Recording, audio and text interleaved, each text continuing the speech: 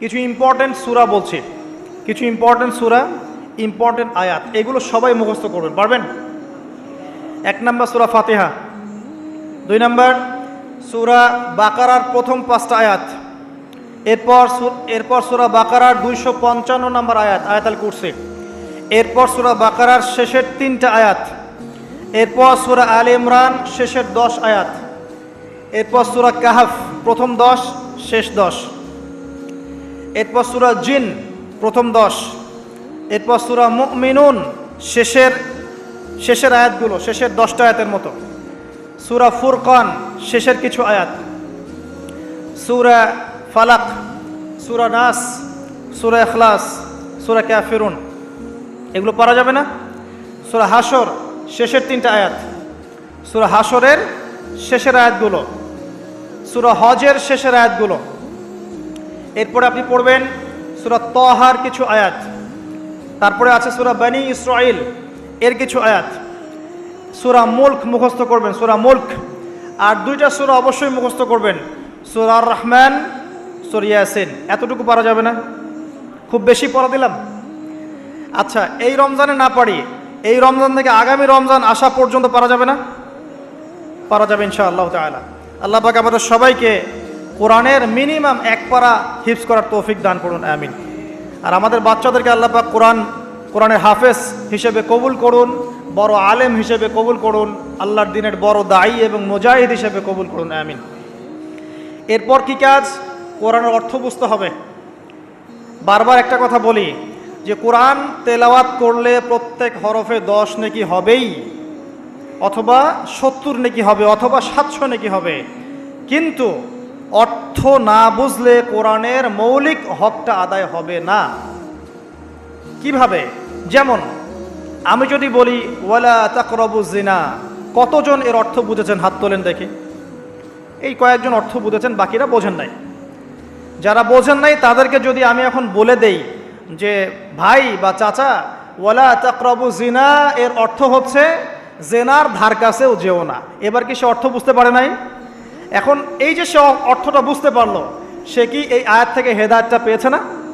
জেনার কাছে যাওয়া যাবে না শিক্ষাটা পেয়েছে না? যদি অর্থটা না বুঝতো, সে কি শিক্ষা পেত না। যদি আমি বলি ইত্তাকুল্লাহ ওয়া যারু মা বাকিয়া মিনার রিবা, আল্লাহকে ভয় করো, সুদের অবশিষ্ট অংশ ছেড়ে দাও, ওয়া ইল্লাম তাফআলু ফা'যারু বিহারবিন মিনাল্লাহি ওয়া রাসূলিহি, যারা অর্থ জানে না তারা কি হেদায়েত পেয়েছে? পাবে। কিন্তু যারা অর্থ বুঝেছে তারা বুঝতে পারবে যে হ্যাঁ, আল্লাহ এখানে বলছেন যে ব্যক্তি সুদ খায় সে যেন আল্লাহ এবং তার রাসূলের সাথে যুদ্ধের ঘোষণা শুনে রাখে। তো অর্থ জানার দরকার নাই। কোরআনের অর্থ নিয়ে ইহুদিরা, খ্রিস্টানরা, ইসলামের দুশমনরা গবেষণা করছে। কোরআনের অর্থ নিয়ে ওরা গবেষণা করে আমাদের বিরুদ্ধে কি করছে? আমাদের বিরুদ্ধে বিভিন্ন কূটকৌশল চালছে। আর আমরা মুসলিমরা কোরআনের অর্থ বুঝতে যাচ্ছি না। এক শ্রেণীর মানুষ মনে করে যে কোরআনের অর্থ বুঝলে কিছু মানুষের ভাত আর টিকবে না জমিনের মধ্যে। কিছু মানুষ মনে করে যে কোরআনের অর্থ যদি সবাই বুঝে ফেলে তাহলে এক শ্রেণীর মানুষের ধর্ম ব্যবসা টিকবে না। আল কোরআনুল কারীম নির্দিষ্ট কিছু মানুষের জন্য নয়, পুরো মানব জাতির জন্যেই। একজন অমুসলিম কি কোরআন পড়ে হেদায়েত পেতে পারে না? একজন হিন্দু ভাই সে কোরআন পড়ে কি এক ঈশ্বরে বিশ্বাস করে ইসলাম কবুল করতে পারে না? তো কোরআন থেকে হেদায়েত পেতে হলে তো অর্থটা জানতে হবে। সূরা ফাতিহা আপনি পড়ছেন, অর্থ যদি না বোঝেন আপনার নামাজে মনোযোগ কিভাবে আসবে? মালিকি ইয়াউমিদ্দিন আপনি বলছেন নামাজের মধ্যে, মালিকি ইয়াউমিদ্দিন, বিচার দিনের মালিক। তারপরেও যদি আপনি চিন্তা করেন আমি এই জমিনের মালিক, তাহলে কি হবে? ইয়াকা না'বুদু ওয়া ইয়াকা নাস্তাঈন, আমরা নামাজে বলছি আল্লাহ শুধু আপনারই ইবাদত করি, আপনার কাছেই সাহায্য চাই। এই ব্যক্তি কি মসজিদ থেকে বের হয়ে কবরে সেজদা করতে পারবে? সে তো নামাজে বলেছে আমি শুধু আপনারই ইবাদত করি, আপনার কাছেই সাহায্য চাই। অতএব অর্থ জানার দরকার আছে না? রুকুতে কি পড়ছি, তাসবিহতে সেজদায় কি পড়ছি, আত্তাহিয়াতুর অর্থ কি, দরুদ শরীফের অর্থ কি, দোয়ায়ে মাসুরার অর্থ কি, হাত তুলে আমরা কি দোয়া করি, এগুলো অর্থ বুঝলে নামাজে মনোযোগ বাড়বে না? কোরআন তেলাওয়াত করতে করতে অর্থ বুঝতে থাকলে আপনি কোরআনকে ফিল করতে পারবেন না, ভিতরে ঢুকতে পারবেন না। যখন আপনি অর্থটা বুঝবেন তখন দেখবেন আপনি কোরআনকে এত বেশি ফিল করবেন, মানে কোরআনকে আপনি ভিতর থেকে অনুভব করবেন যে কোরআন কি জিনিস, এর মধ্যে কত কাব্য আছে, সাহিত্য আছে, ইতিহাস আছে, কেসা আছে, শিক্ষণীয় বিষয় আছে, জাহান্নামের আয়াত আছে, জান্নাতের আয়াত আছে, বৈজ্ঞানিক আয়াত আছে, কৃষির আয়াত আছে, আকাশকে নিয়ে আয়াত আছে, ব্যবসা নিয়ে আয়াত আছে, আপনার পরিবার নিয়ে আয়াত আছে, মহিলাদেরকে নিয়ে আয়াত আছে, পুরুষদেরকে নিয়ে আয়াত আছে, জীববিজ্ঞান নিয়ে কথা আছে, মহাকাশ নিয়ে কথা আছে। এমন কোনো বিষয় নাই যেটা আল্লাহ পাক কোরআনে বলেন নাই। এমন কোনো বিষয় নাই যেটা আল্লাহ পাক কোরআনে বলেন নাই। যে কবি কাব্য বা সাহিত্য পছন্দ করে সে যদি সূরা হুদ পড়ে, সূরা শুআরা পড়ে, সে বুঝবে কাব্য সাহিত্য কাকে বলে। যে সাহিত্য উপন্যাস পছন্দ করে সে যদি সূরা ইউসুফ পড়ে, সূরা ইউসুফ, তাহলে বুঝবে যে উপন্যাস কাকে বলে, আহসানুল কসাস কাকে বলে। কেউ যদি এই ছন্দ চর্চা করতে ভালোবাসে সে সূরা রহমান পড়ে দেখুক ছন্দ কাকে বলে। কোরআনের এক একটা সূরা আপনি পড়েন, ভিতরে ঢোকেন, দেখবেন কোরআনকে আপনি ফিল করতে পারছেন। আর রমজান মাস ছাড়া অন্য কোন মাসে আপনি কোরআন চর্চা করবেন? রমজান মাস ছাড়া অন্য কোন মাসে কোরআনকে শিখবেন, বুঝবেন, আমল করবেন? আল্লাহ পাক বোঝার তৌফিক দান করুন, আমিন। আর অনেক কথা বলার ছিল কিন্তু সময় কম। এক কথায় কোরআন অর্থটা বোঝার চেষ্টা করেন। এখন অর্থ বুঝতে হলে কি করতে হবে? কঠিন। অর্থ বুঝতে হলে আপনাকে আরবির যে ক্লাসিক্যাল বইগুলো আছে ব্যাকরণের, সেগুলো পড়তে হবে। আর এই বইগুলো কি একা পড়া যাবে? উত্তর না, এই বইগুলো একা একা পড়া যাবে না, উস্তাদের কাছে যেতে হবে। মিজান মুনসাহেব পড়তে হবে আপনাকে, নাহু সরফের কিতাব পড়তে হবে, বালাগাতের কিতাব পড়তে হবে। এগুলো পড়ার পরে আপনি ইসম ফেল হরফ বুঝবেন, এসো আরবি শিখি পড়বেন, সফওয়াতুল মাজদার পড়তে হবে, অনেক বই পড়তে হবে। পড়ার পরে আপনি বুঝতে পারবেন কোরআনের ভাষাটা কি। তবে সবাই তো আর এটা পারবে না, পারবে? সবার পক্ষে তো পসিবল না।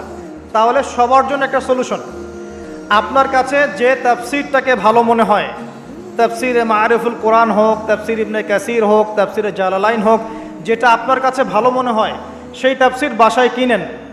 বাসায় কিনে প্রত্যেক দিন 10টা করে আয়াতের অনুবাদ পড়েন। পারবেন? এটা কি কঠিন? সহজ।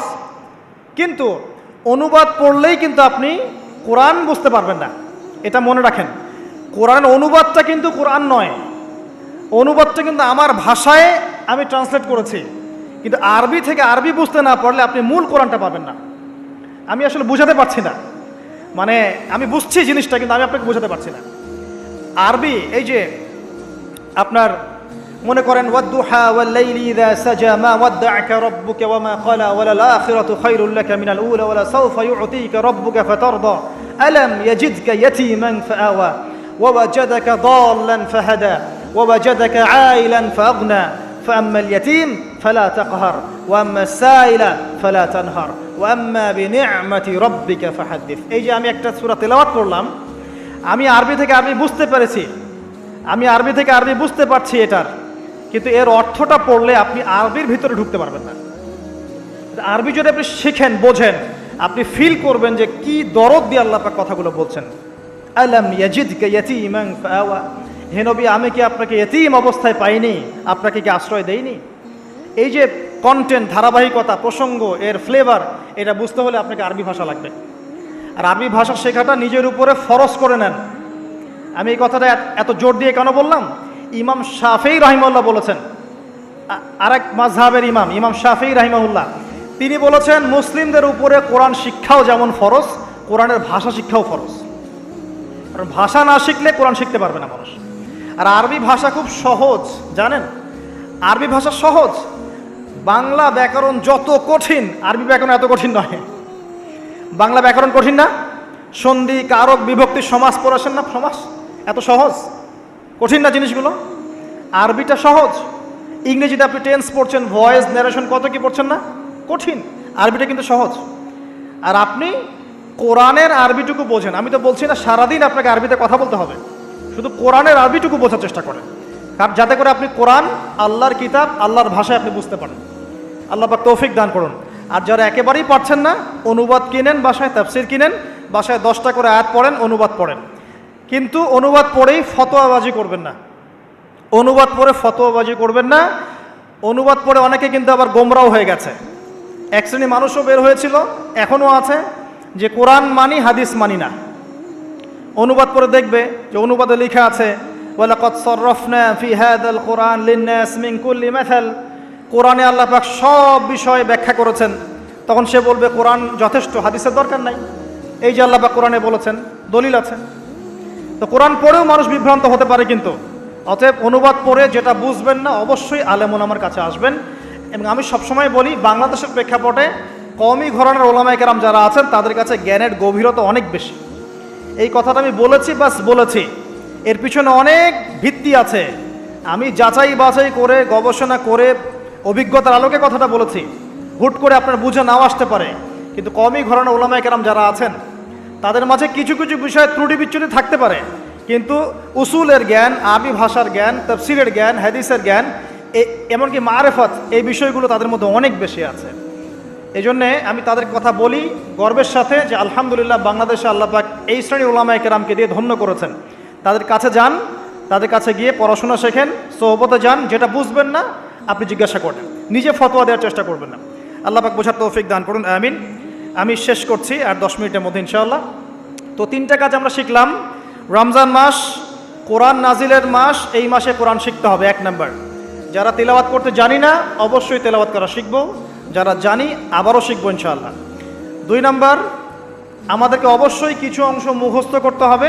যদি পুরো অংশ মুখস্থ করতে নাও পারি, কিছু কিছু সূরা আয়াত বলেছি এগুলো মুখস্থ করবেন ইনশাআল্লাহ তাআলা। 3 নাম্বার, অবশ্যই কোরআনের অর্থ বোঝার চেষ্টা করবেন, আরবি ভাষা শিখবেন, না পারলে তাফসীর কিনে পড়বেন, ওলামায়ে কেরামের কাছে গিয়ে জিজ্ঞাসা করে জেনে নেবেন, সব বিষয়ে নিজে ফতোয়া দিতে যাবেন না। 4 নাম্বার, রমজান মাস শুধু কোরআন শিক্ষা এবং বোঝার মাস নয়, মানুষকে শেখানোরও মাস।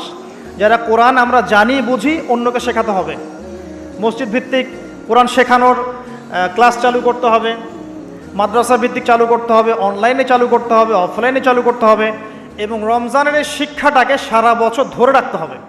সারা বছর কোরআনের কোর্সগুলো যেন চালু থাকে, মসজিদে, মাদ্রাসায়, আমাদের এলাকা ভিত্তিক বা অনলাইনে অফলাইনে কোরআনের কোর্স যেন চালু থাকে। তাহলে কি হবে, সারাটা জীবন, সারাটা বছর কোরআন কেন্দ্রিক সময় কাটাতে পারবো ইনশাআল্লাহ তাআলা।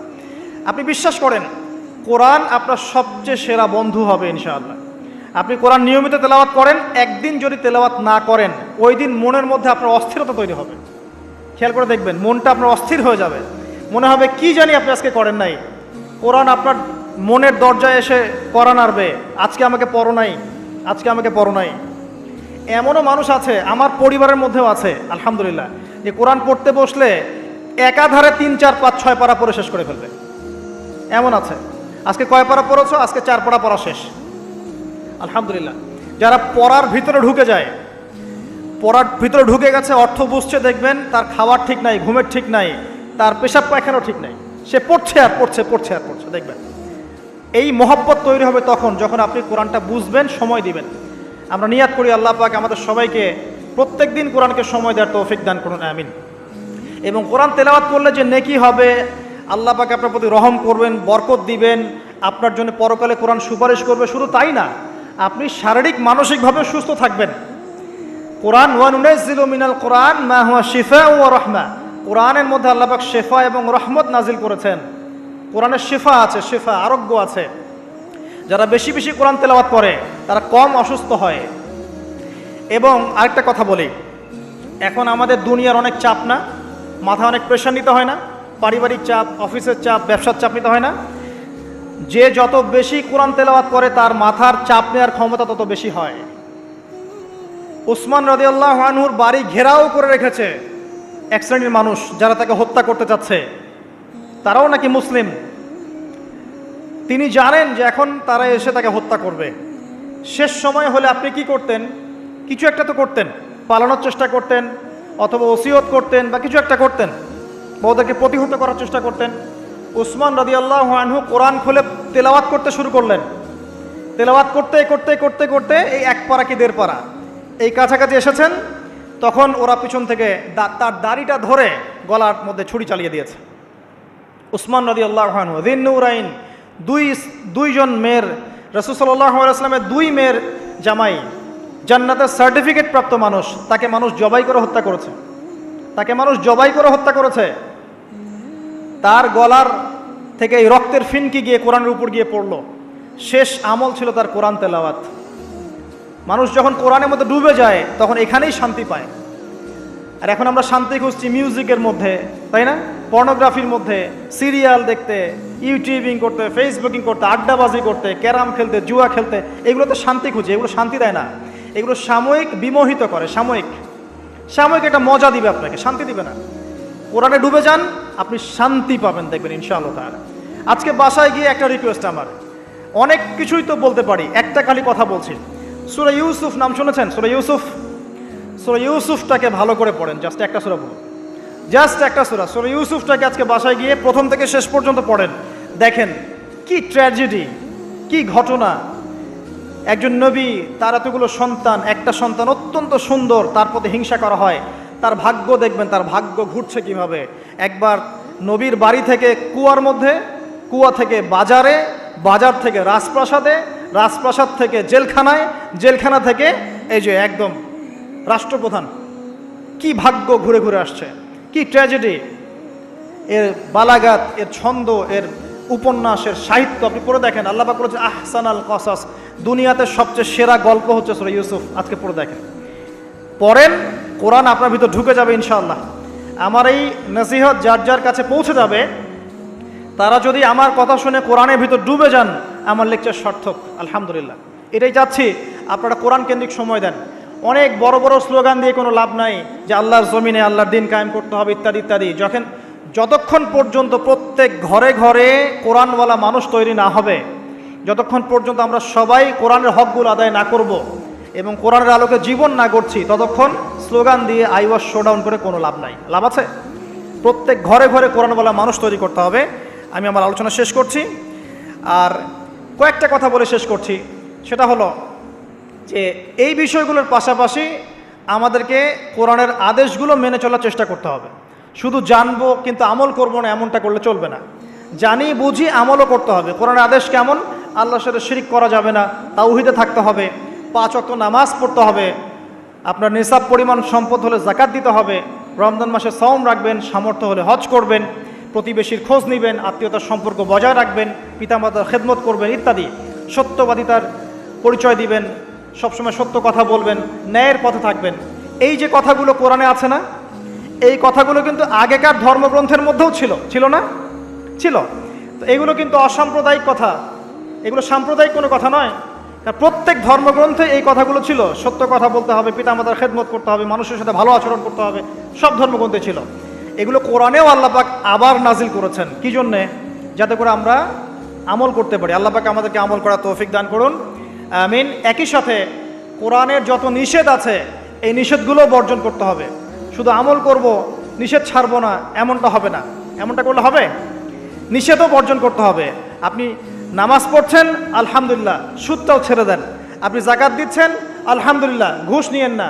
আপনি হজ করছেন, উমরা করছেন, মাশাআল্লাহ, আপনি দুর্নীতি করেন না, মাপে কম দিয়েন না, সিন্ডিকেট করেন না, অন্যের সম্পদ আত্মসাৎ করেন না, জনগণের প্রতি জুলুম করেন না। আল্লাহ পাক আপনাকে তৌফিক দান করুন, আমিন।